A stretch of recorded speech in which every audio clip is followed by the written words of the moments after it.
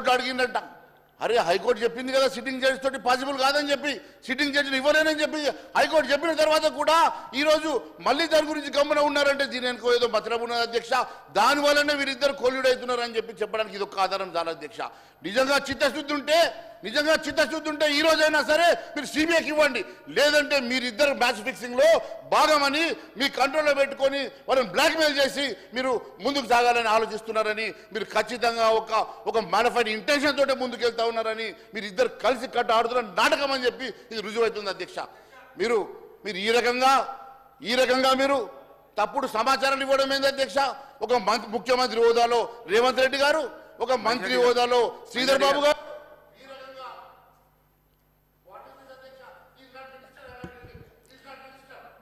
This is the most appropriate thing, Adhyaksha.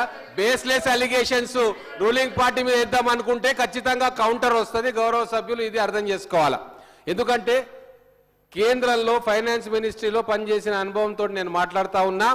కేంద్రం దలుచుకుంటే వేల కోట్ల రూపాయలు ఎక్కడ తిన్నారో, ఏ కాంట్రాక్టర్కు అప్పనంగా నిధులు పోయినాయో, కేంద్ర ప్రభుత్వ రంగ సంస్థల నుంచి లోన్ తీసుకున్న తర్వాత అవి దుర్వినియోగం అవుతున్నాయా సద్వినియోగం అవుతున్నాయన్న బాధ్యత కేంద్ర ప్రభుత్వానికి ఎక్కువ ఉంటుంది అధ్యక్ష. ఎందుకు ఎకనామిక్ డైరెక్టరేట్, ఎన్ఫోర్స్మెంట్ విభాగం, ఈడీ ఎందుకు రాలేదు అధ్యక్ష వీళ్ళ మీద? ఎందుకు ఇన్కమ్ ట్యాక్స్ రేట్లు జరగలేదు అధ్యక్ష? ఎలక్షన్లు జరుగుతారేమో ప్రతిపక్షంలో ఉన్న పార్టీలందరి నాయకుల మీద రేళ్లు జరుగుతాయి. మొన్న ఎలక్షన్లో మా అభ్యర్థులు, ముఖ్యమైన అభ్యర్థులు శ్రీనివాసరెడ్డి గారి మీద, చాలా మంది మీద ఐటీ దాడులు జరిగాయి అధ్యక్ష. ఎవరు అనుమతి పత్రాలు ఇచ్చిండ్రు, ఎవరు కన్కరెన్స్ ఇచ్చిండ్రు, ఎందుకు దాడులు జరిగిన ఎలక్షన్ల ముందు అది ఒక్కసారి ఆత్మవిమర్శ చేసుకోవాలి. ఈ రోజు నేను చెప్తున్నాను అధ్యక్ష మీ ద్వారా వారికి, తర్వాత తెలంగాణ సమాజానికి, కాళేశ్వరం ప్రాజెక్టులో వేల కోట్ల రూపాయల అవినీతి జరిగింది. దాంట్లో 30% మాత్రమే రాష్ట్ర ప్రభుత్వం, రాష్ట్ర ఖజానా. మిగతావన్నీ కూడా కార్పొరేషన్ల ద్వారా వేల కోట్ల రూపాయల అప్పులను తీసుకొచ్చి అది దుర్వినియోగం చేస్తే ప్రధానమంత్రి గారు అంటా ఉంటారు అధ్యక్ష, వారంటే మాకు గౌరవం. ప్రతి ఒక్క రూపాయికి నేను జవాబుదారీగా ఉంటా అని చెప్పిండ్రు.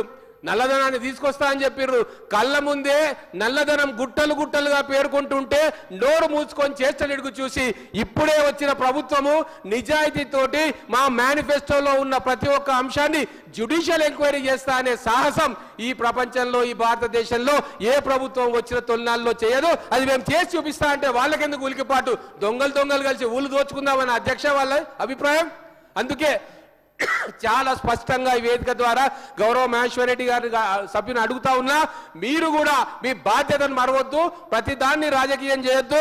తెలంగాణ కష్టపడి సంపాదించుకున్నాము, లక్షల కోట్లు దుర్వినియోగం జరుగుతుంటే బట్టగాల్చి మీద పడేయద్దు. మీ బాధ్యత మీరు గౌరవ శాసనసభ్యులుగా నిర్వర్తించాలని చెప్పి నేను సభాముఖంగా వేడుకుంటా ఉన్నా. అధ్యక్ష, మరి వారు ఎక్కడ పనిచేసిండ్రో నాకు తెలియదు. మరి తెలిస్తే మాత్రం ఈ రకంగా మాట్లాడడం కరెక్ట్ కాదు. ఎందుకంటే అధ్యక్ష, ప్రభుత్వ రంగంలో ఒక స్టేట్ గవర్నమెంట్ మీద మీరు కాన్సెప్ట్ ఇవ్వకుండా, ముఖ్యమంత్రి గారు కానీ మీ ప్రభుత్వం కానీ కాన్సెప్ట్ ఇవ్వకుండా కేంద్ర ప్రభుత్వము ఎక్కడ కూడా ఈ సిబిఐ ఎంక్వైరీ చేసే అధికారం లేదు. దానికోసము మేము పదే అడుగుతా ఉన్నాం. మీరు ఒక్క లెటర్ ఇవ్వండి ముఖ్యమంత్రి గారు, లేకుంటే ఇక్కడ తీర్మానం చేయండి, 48 గంటల లోపల సిబిఐ ఎంక్వైరీ చేపించే బాధ్యత మాది. మీరు ఎందుకు భయపడతా ఉన్నారు సిబిఐ ఎంక్వైరీ? ఎందుకు ఏ రకంగా మీరు ఎందుకు భయపడతా ఉన్నారు? దాంట్లో మరి మీ వాళ్ళ పేర్లు ఏమైనా ఉన్నాయా? మీ వాళ్ళ పేర్లు, మీ మిత్రుల పేర్లు ఏమైనా ఉన్నాయా?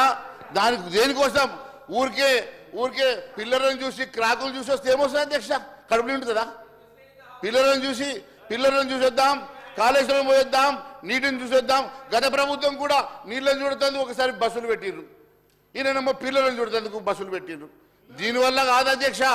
ఈ రోజు నిజంగా చిత్తశుద్ధి ఉంటే మీరిద్దరు ఒకటి కాదంటే, మీకు ఇద్దరి మధ్యన లోపాయికారు ఒప్పందం లేదంటే మీరు ఈ రోజైనా సిబిఐ ఎంక్వైరీకి సిద్ధం కండి. 48 గంటల్లో సిబిఐ ఎంక్వైరీ చేయించే బాధ్యత మా భారతీయ జనతా పార్టీ అని తెలియజేస్తా ఉన్నాను అధ్యక్ష. ఈ రకంగా మీరు తప్పుడు మాటలతోటి తప్పుడు మరి హౌస్ని మిస్లీడ్ చేయడం సంబంధించిన కాదు, ఇది మంచి పద్ధతి కాదని చెప్పి తెలియజేస్తా ఉన్నాను అధ్యక్ష. ఈరోజు పూర్తిగా ఇరిగేషన్ కూడా అధ్యక్ష, ఇరిగేషన్కి మీరు కేటాయించిన నిధులు ఎంత అధ్యక్ష? ఇరిగేషన్లో దాదాపు 22,000 కోట్ల రూపాయలు రీపేమెంట్కే పోతుంది. 13,500 కోట్ల రూపాయలు కాంట్రాక్టర్ల పేమెంట్స్కి పోతుంది. 13,500 కాంట్రాక్టర్ పేమెంట్స్కి పోగా 22,000 కోట్ల రూపాయలు మరి దాదాపుగా రీపేమెంట్స్కి ఇంట్రెస్ట్కి పోగా 35,000 కోట్ల రూపాయలు ఇస్తే ఆడికాడికే సరిపోతుంది అధ్యక్ష. అటువంటిది 22,000 కోట్లు ఇచ్చి చేతులు దులుపుకొని ప్రాణహిత సేవలు కడతారట. అయిపోయి వచ్చేసిందా ఇంటిమేషన్ అయ్యగారు మా మినిస్టర్ గారు చెప్పేసిండ్రు. నేను కూడా ఎక్కువ టైం తీసుకోను సార్, ఎక్కువ టైం తీసుకోను. వాళ్ళకేమో 2 గంటలు ఇస్తారు సార్, వాళ్ళకి 2 గంటలు ఇస్తారు.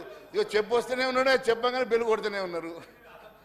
నేను ఒకటే చెప్తా ఉన్నాను అధ్యక్ష, ఈరోజు ఒకటే చెప్తా ఉన్నాను అధ్యక్ష, ఇరిగేషన్లో మీరు ఏ రకంగా ప్రాణహిత సేవలు కడతారు, ఏ రకంగా మీరు చెప్పినటువంటి మేనిఫెస్టోలో చెప్పినటువంటి మరి అంశాలన్నీ కూడా మీరు ఏ రకంగా పూర్తి చేస్తారు.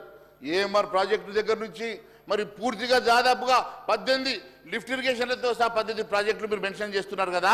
మరి దాంట్లో మీకు కావాల్సిన దానికి ఎన్ని వేల కోట్ల రూపాయలు అవసరం పడుతుందో చెప్పకుండా, మీకు రీపేమెంట్స్కి సరిపోయిన డబ్బులు కూడా మీరు ఇవ్వకుండా, కాంట్రాక్టర్ పేమెంట్స్ కూడా సరిపోయిన డబ్బులు మీరు ఇవ్వకుండా 28,000 కోట్లు గతంలో ఇచ్చినటువంటి ప్రభుత్వ లెక్కల ప్రకారం మీరు కూడా అదే నంబర్ ఒక 2-3 కోట్లు అటు ఇటు చేసేసి మీరు ఇలా బడ్జెట్ రిలీజ్ మీరు ఓడన్ అకౌంట్ చెప్పేసి ఈరోజు ప్రజల్ని మిస్లీడ్ చేస్తూ ఉన్నారు, సభను మిస్లీడ్ చేస్తూ ఉన్నారు.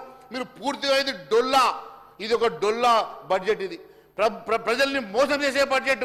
మీరు ఇచ్చిన హామీలు నెరవేర్చలేని బడ్జెట్. మీరు ఇచ్చిన ఏ ఒక్క హామీ ఇలా పూర్తిగా నెరవేర్చలేని బడ్జెట్. 4 రోజుల తర్వాత పాపం ఎమ్మెల్యేలు కూడా నియోజకవర్గంలో తిరగాలంటే తిరగలేని పరిస్థితి వస్తుంది అధ్యక్ష. ఈ రకంగా మీరు ఇచ్చినటువంటి హామీలను ప్రజలు ప్రశ్నించడం మొదలు పెడితే ఎమ్మెల్యేలు గ్రామాల్లో తిరిగే పరిస్థితి కూడా ఉన్నది అధ్యక్ష. కేవలం ఎంతకాలం మభ్య పెడతారు, ఎంతకాలం డిబేట్ చేస్తారు అధ్యక్ష. కేవలం మీరు అధికారం రావాలని ఒకే ఒక ఆకాంక్షతో వచ్చిండ్రు, అధికారంలోకి వచ్చిండ్రు, ప్రజల్ని మోసం చేసిండ్రు, మభ్య పెట్టిండ్రు, అబద్ధాల మాటలతోటి ఈరోజు పూర్తిగా ఈ రాష్ట్రాన్ని మళ్ళీ మీరు ఒక ధ్వంసం చేసే ప్రయత్నం చేస్తూ ఉన్నారు. నేను ఒకటే అడుగుతా ఉన్నాను, గత ప్రభుత్వం గత ప్రభుత్వం ఎక్కడ కూడా మరి ఇచ్చిన హామీలు నెరవేర్చలేదని, గత ప్రభుత్వం ఎక్కడ కూడా ఇచ్చిన హామీలు నెరవేర్చలేదని ఈ ప్రభుత్వం కూడా అదే మాదిరిగా మేము కూడా వాళ్ళు చేసిండ్రు మరి మమ్మల్ని ఏం చేస్తారు అని చెప్పేసి మేము కూడా ఇట్లే కాలం గడుపుతామనంటే నడవదు అధ్యక్ష. గత ప్రభుత్వం